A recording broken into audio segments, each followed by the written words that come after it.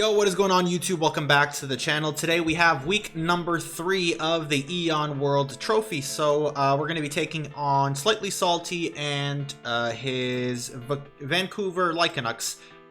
This game was a pretty big bitch to set up, and I'm very nervous and I'm very scared because this matchup is not good. Salty has such a weird and awkward team to prepare for that it just forces you to prep in a certain way, and I absolutely hate that. You can see the 6 that I expect him to bring. This man has Sun, he has Sand, he has Coco plus Hawlucha. So his speed control is just out of this world, so I can never really match that with him. So I took a sort of a different approach. I'm going to try to win with priority. So we're going to try to aim for an Aegis sweep Shadow Sneak late game. I need to get around like 40% on everything, and Aegis should be able to clean up from there. So yeah, I'm nervous. It's going to be a very different matchup. So we'll see what he is ready to bring. I would be shocked if he brings anything but this. I don't think Hawlucha has any business coming. But if it does, I'm going to be screwed because I didn't prep too much for it, but I don't think it should be coming anyways. As he does bring it. Jesus Christ. Well, he didn't bring the Sun, which is good because I was very nervous about the Sun. But he brings the Escavalier, which I kind of expected. He doesn't bring... Yeah, he brings the Lando, which sucks because Lando was always going to be a huge problem. So he doesn't bring the Venusaur. He doesn't bring the... Wait, he didn't bring the Dracovish. Yo, that is absolutely crazy. He didn't bring the Stoutland either, so that can stay away. What did he bring instead? So he brought the Hawlucha and he brought the Escavalier. I absolutely hate that he brought the Hawlucha though, because I have a Togekiss, I have a Mesprit, I have a freaking Aegislash, I have an Intimidate Arcanine, so I really did not think that he was going to bring the Hawlucha, but he did, and that's not great. Well, this means that Lapras is fucking useless because he didn't bring Dracovish, and it's gonna be useless. So that is interesting. My sort of game plan going to this was to like try to spike stack him, but he did bring all 4 of his hazard removal options, so I don't know how well that is going to work. Just trying to make sure I have the right amount. So Gigalith, Landorus, Coco, Hawlucha, Escavalier, and Torkoal. Yeah, everything is there. Okay, I think I'm going to lead off with my Mesprit, because my Mesprit was more so to deal with the Venusaur, but it also has rocks. So I think I'm going to lead off with my Mesprit, try to get rocks up as soon as possible, see if I can force some sort of a defog. Try to get chip damage on everything as soon as I can, so that way we put everything in range of the Aegislash.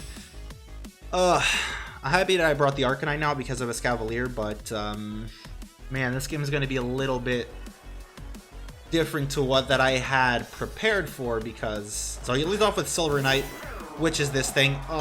Did he really have to lead off with this thing? Really? You had to lead off with this thing?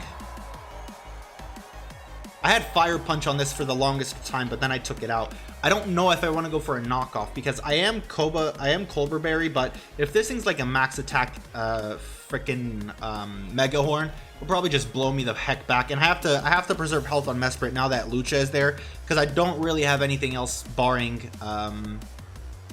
Mesprit to deal with Hawlucha. So I think I'm just gonna U-turn out. Let me get my damage calculator up here so we can try to see what we are dealing with. And I think I'm going to go out into my Arcanine. I will get the Intimidate off. If he goes for knockoff, that would kind of suck, but at the same time, I don't think I have any other play. So I'll just go out into Arcanine. If he goes for Mega Horn, he goes for Mega Horn. If he knocks me off, then I'll lose my boots, which will suck, but hey, it's better than nothing, I guess. So yeah, he's just going to knock off, and that's going to do a decent amount of damage. That did like 50 something damage. I think that will be like max attack adamant though. Let me try to see if I can calc that very quickly. With my after an Intimidate.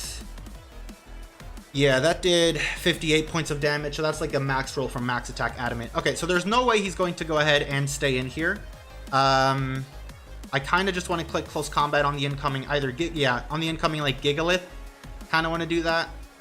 So I'll just click close combat on the Gigalith. He has no reason to stay in. He'll die to a Flare Blitz, even if he's like Akaberry, max HP. I'm expecting some sort of like an Assault Vest Escavalier, just because I have a Nihilego, and Nihilego would like absolutely go in on his team, because he doesn't have a Rock Resist, so We'll see. All right, so we'll get the close combat off on the Gigalith, which is what I wanted in the first place. And we'll see what kind of Gigalith we are dealing with here. So close combat, if he's just max HP, should do over 50. Yeah, that did do over 50. Okay, so that's going to be a 2-hit KO. So I think I'm just going to stay in and just click close combat again. I honestly think I'll just click close combat again. I don't have recovery. He's leftover, so at least we're not going to deal with 8 turns of sand, which would suck. So I'm just going to click close combat again. If he wants to switch out into something, then so be it. So be it. But this thing being very chipped down is really good for Aegislash. Really, really good. So I'll just close combat, kill this thing, and we won't have to deal with sand anymore. Luckily, he didn't bring the Stoutland or anything, so he's just going to switch out, probably into Coco. No, he goes out into Landorus. Okay. Landorus is kind of a problem for me to deal with because Sand Force Lando is no joke. I think, like, people underestimate how strong this Lando is, even without the Sheer Force. Like, people don't really give it enough credit, I think. And this thing is absolutely sort of, like, crazy to deal with. All right, so that did about 25%, so he's probably, like, no bulk. I'm going to go out into my Mesprit again. I am Colbur Berry, specifically for this thing. Hopefully he doesn't go straight for a knockoff. Hopefully he goes for like a Earthquake or something, or an Earth Power, and Mesprit can get up rocks for free. That would be great. But we'll see what he decides to do. Don't click knockoff again. I am Colbur Berry, but I'd rather not lose it. Oh, so he just goes Weather Ball. Is this like Specs? What? Yeah, I don't think... that could actually be Specs. Let me check. Because he's not Life Orb, so the good thing is he's not Life Orb.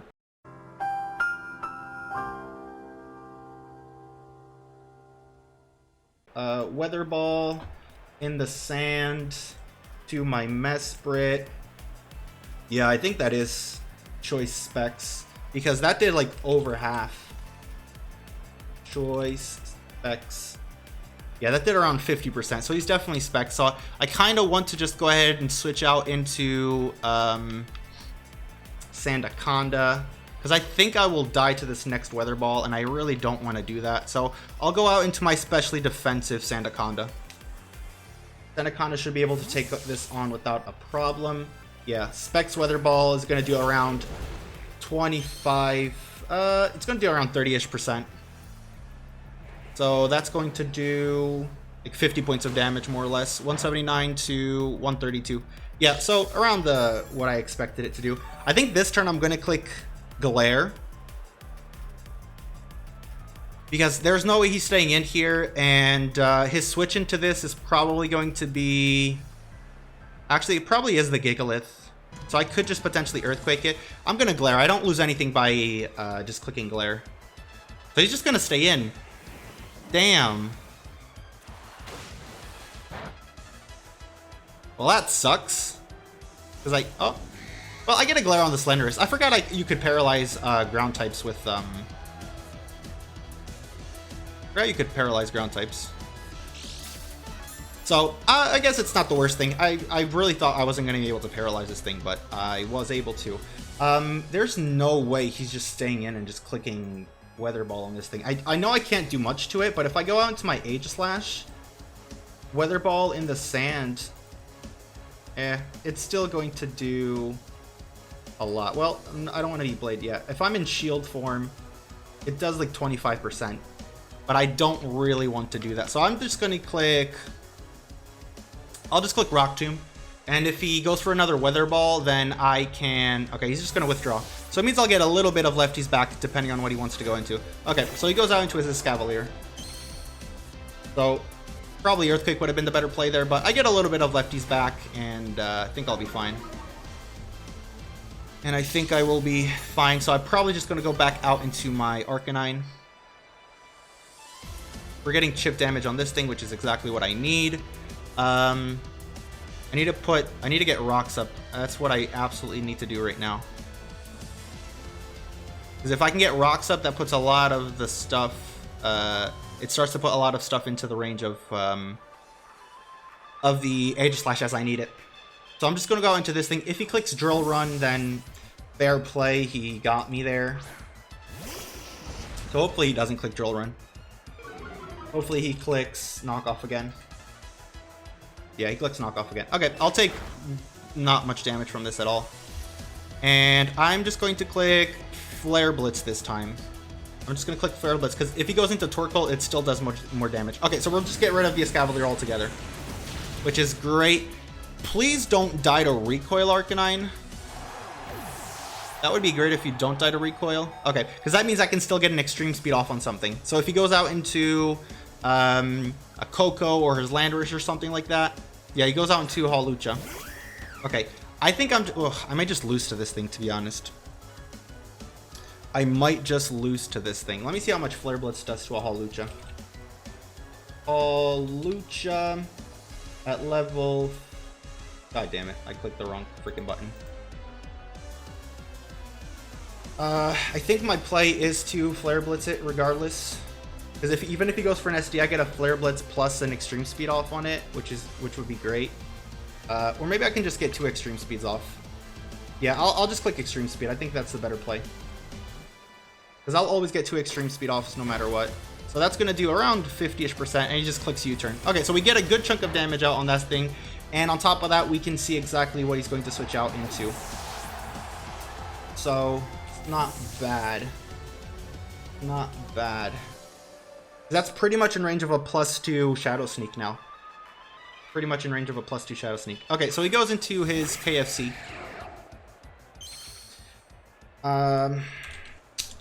Mesprit. I want to see if Mesprit can live 1 hit, and... I want to see if Mesprit can live a hit and potentially... I don't know anything about this, though. I don't know if it's specs. I don't know if it's not specs. I really don't know. Thunderbolt from a level 50 Koko. If he's unboosted, it does around 40%. I'm at 91 HP, which is 49%, so I should be able to live it. But if he's just modest unboosted, I also live. If he's choice specs, though, choice specs, yeah, choice specs, I do not live. Does my Sandaconda live at choice specs? Grass Knot from here. I think it does. Sandaconda, how much HP am I at? 114. So I'm at 64, and his max roll is 65. That's gonna suck a little bit if he is specs. But I'm gonna do it. I'm gonna go out into Sandaconda. If he is specs, then he is specs, and there's not much I can do at that point. If he gets an absolute... He needs, like, really, really high roll to be able to kill me here. He needs a really, really high roll. So, I'm just going to Earthquake. And we'll hope he does not kill me with Grass Knot. If he specs, that's going to suck. And if he gets a max roll. Okay, I live comfortable, so I don't think he specs. Is he Shuckaberry? No, he's not. Okay, so we get a big Earthquake on this thing. We just straight up knock it out. Sandaconda, you're a monster. I don't know if anybody ever told you this, but Sandaconda, you're an absolute beast. And there I am again with not taking Mons off the layout. I'm so bad at this. Holy crap. So what do we kill? We kill that thing and we kill that thing. Okay, and I lost my Arcanine. Which is not the worst thing in the world, but the good thing is that Sandaconda can still... Alright, he goes into Hawlucha. I really want to just go out into my... I really just want to go out into my Lapras. Because this thing can still get a rest off on the Gigalith and potentially the Torkoal. And I still kind of want... The thing is, because because the Koko is gone, and he's not fucking Electric Seed. So is he potentially... Is he potentially Limber? I don't know. I'm going to click Lair. I think he's just going to kill me. Yeah, he just goes for Brave Bird. Okay. Is it too... Yeah, it's too early to go for game because Torkoal is still very, very healthy. So he's damaged by Recoil. Okay, I think my Mesprit lives any 1 hit from this thing. Even a Brave Bird from Hawlucha, Unburdened Sweeper, Adamant, Brave Bird... At level 50. Yeah, it should do max 49%. And I'm at... It should do max 48%, and I'm at... Yeah, I'm at 49%. So I should be able to live any 1 hit, and I want to get my rocks up. Because if I can get rocks up, that means Torkoal's going to take a shitload of damage. What did I just lose? It was Sandaconda. Okay. I knew this game was going to be like very like sacky type of game, if that makes sense. It's just completely out of place. I knew that this game was going to be a little bit sacky. Like I would have to sack off mons. I couldn't try to win with differential. So that's just what I'm doing. Brave Bird should not kill me. Brave Bird should not kill me from here. So if he switches out, that's even better. Because he could be scared that I'm going to like Psychic, and Psychic will kill him. So I really expect him to switch out either into like the Gigalith or, yeah, he's just going to switch out. Okay, so I get Rocks up, which is very, very nice. He's going out into his Torkoal. That means I get a U-turn out into Lapras. Did he not get Sun up? Wait, he's not Drought. So that's great because Lapras means he's going to click Surf and it's going to do a metric butt ton of damage to this thing. I guess there's no reason for him to be Drought, right? Because he's not, he doesn't have his Venusaur, so I guess there's no reason for him to be Drought. So I'm going to go out into my Lapras. And I'm going to do a lot of damage. I'm going to just click Surf, and hopefully we'll be able to do a lot of damage. So he's going to Will-O-Wisp me. I'm fine with that. Like, it sucks that my Ice Shard is going to lose a little bit of power, but realistically, I'll still do like 30% to the Hawlucha. I'll still do 30% to the Lando. So, all in all, I'm fine with that, I guess. I don't have Heal Bell on this thing. I put Life Dew because if this thing was just Flamethrower without any, not being Lava Plume or not being Will-O-Wisp, I would be able to more or less 1v1 it with Life Dew, but because it only heals 25%, but I didn't really need anything else in that slot, so I just went with Life Dew. We're going to click Surf. Something is not going to enjoy taking this. Yeah, he's going to sack off his Gigalith. Can we 2-hit KO you from here? I think so with the Rocks up, right? Yeah, I think with Rocks up we'll be able to 2-hit KO Gigalith. Gigalith is an absolute monster if he's like a Spadef set, which he is, based on the close combat damage. Lapras, you can do 25% to a Gigalith, right? Yeah, you can. Alright, so Lapras should be able to go ahead and pick up a KO here.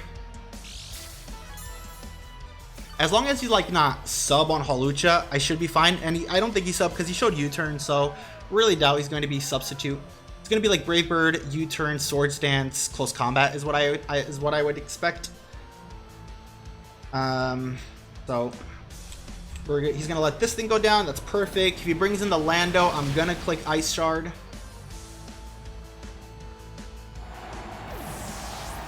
If he goes into his Lando, I'm going to click Ice Shard. I'm pretty sure that's a Specs Lando that we see there. Where is Gigalith? Gigalith is...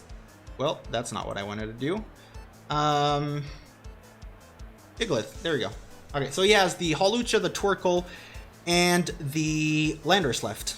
Okay, and we have 4 Mon still, so it's not looking too grim, the situation right now. We're definitely not out of the woods, but it is not looking as bad as it could potentially be looking. I'm just going to click... Close combat kills me for sure, right? Hawlucha is not that weak. I know Hawlucha is weak, but it's not that weak. I am physically defensive, though. I'm at 163... which is 70%. Close combat could do potentially 75%. Ice Shard if I'm burned. Probably not going to do a lot, is it? Burned. Yeah, it's going to do like 20-ish%. But if he Swords Dances, I think that's enough to punish him for Swords Dancing. So Ice Shard is going to do about 20% if he Swords Dances. Oh, he just goes Throat Chop. Okay, fair enough. He was predicting my Aegislash. So we know his full moveset now. I think he dies to the combination of this plus... Ice Shard. No, I don't think he dies yet. I think he'll die after this turn. I think he'll die to the sand after. So he's going to withdraw. Is he going to go out into his Torkoal? Yeah, he is going to go out into Torkoal. If he lets me get a Surf on this thing, that'd be great. Are you Boots? Please don't be Boots. Yeah, he's not Boots. That's brilliant. Really good for us. Potentially, he's going to end up being... Potentially going to end up being, what'd you call it, Leftovers? Let's see if he's Leftovers. Yeah, he's Leftovers. Okay, so we'll get a big Surf on this thing, which should put everything in the range of Shadow Sneak. So I'll just go ahead and click Surf on you. And Lapras should do a decent amount of damage. Yep. Bringing it down real low. as he goes for Flamethrower. I actually think I live this. I do live, but I'm not going to live this. Oh, the sand went away, so I may live the burn. I think I will live the burn. Right? 22... 8. Yep, I'll live the burn, so that means I can get another Surf off. Look at Lapras just staying in here and picking up a bunch of kills. By a bunch, I mean 2 now. It's going to be a second kill. Yep, second kill. So I'm going to go down to my burn. Or to the Torkoal's burn, but Torkoal's also up out of here. We'll get rid of the Torkoal there. I think I can just go out into my Aegislash now and just click Shadow Sneak a couple of times and we should be able to pick up the win. Let me get rid of my Lapras. There you go. Lapras is gone. Why are the X's like all out of place? Like, get a grip, mate. Oh, Lando is not as weak as I thought it was. I think I'm gonna go out into my Mesprit, because if he locks himself to Specs Earth Power, then obviously I'll be immune to it, and I will be able to just click Psychic on the next turn, kill the Hawlucha. I really thought this thing was a little bit lower than it was. If he goes for Weather Ball, then I can go out into my Aegislash. Yeah, okay, we are immune to that. So I'm just going to go ahead and click Psychic.